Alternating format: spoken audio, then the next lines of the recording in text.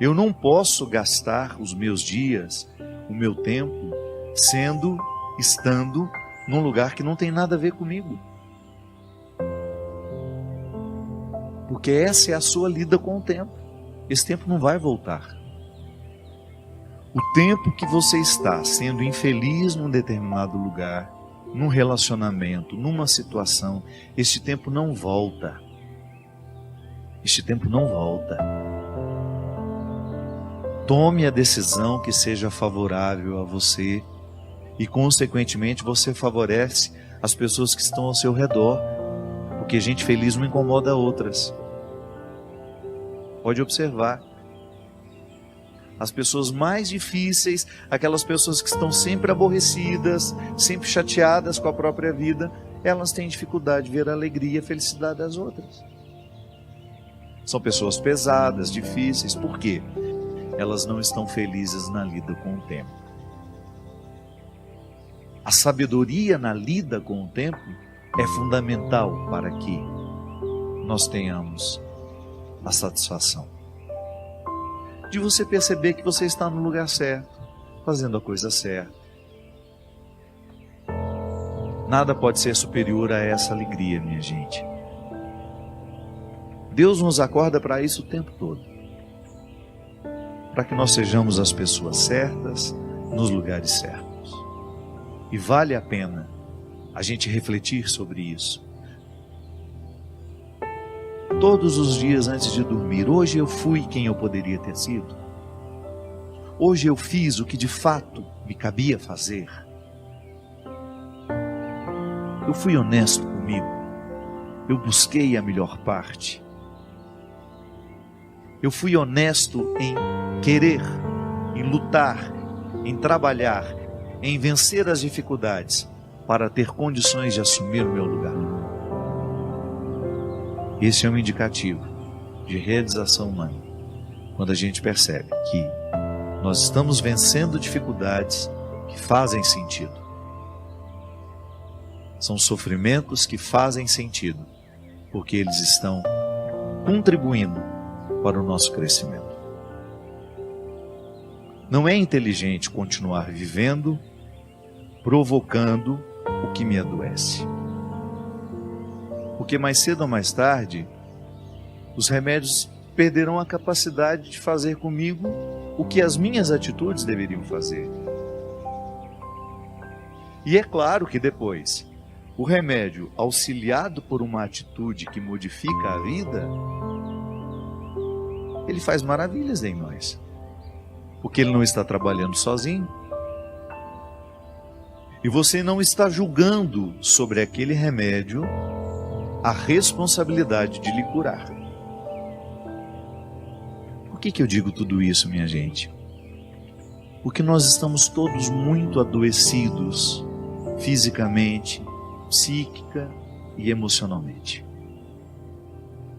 Doenças físicas, doenças emocionais, doenças psíquicas, doenças espirituais que também estão ligadas à nossa lida com o tempo. Porque a nossa lida com o tempo, em algum lugar aí, nós estamos negligenciando. Ou porque não temos tempo de cuidar de nós, ou porque estamos nos impondo um trabalho para o qual não fomos feitos, uma vida para a qual nós não fomos feitos. Porque isso é importante demais, a gente saber administrar. Eu preciso fazer a atualização da minha identidade. Eu preciso olhar para mim, para a minha essência, perceber tudo aquilo que me envolve, quais são as minhas escolhas, o que eu tenho feito, e muito honestamente dizer para mim se tudo isso que eu tenho feito tem realmente alguma coisa a ver comigo.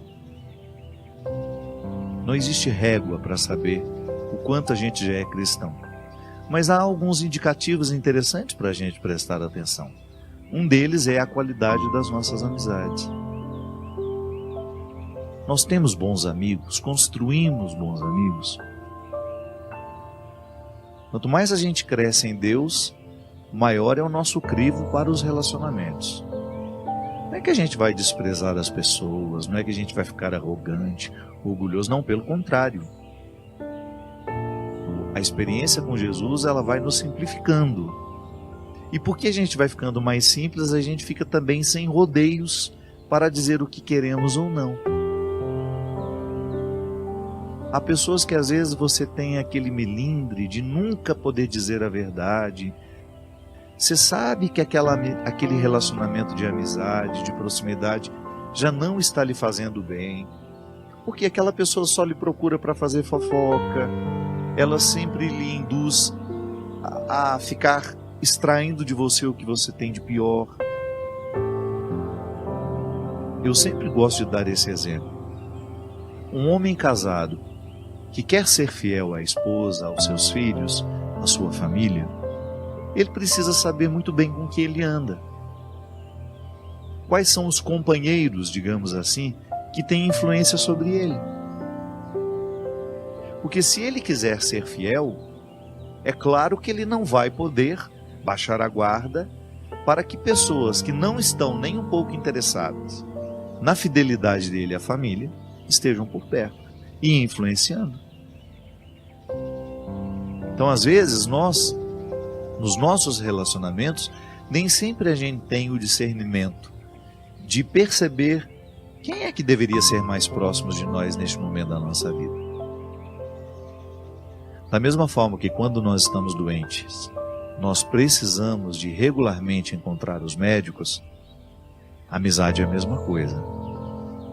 Quando nós estamos fragilizados, nós temos muita necessidade de termos pessoas de confiança ao nosso lado. E a confiança é fruto do tempo, né, minha gente? Não adianta a gente querer confiar da noite para o dia. É por isso que a gente precisa ter muito cuidado com os novos que chegaram. Não é que a gente vai fechar as portas para novas amizades. Não é isso.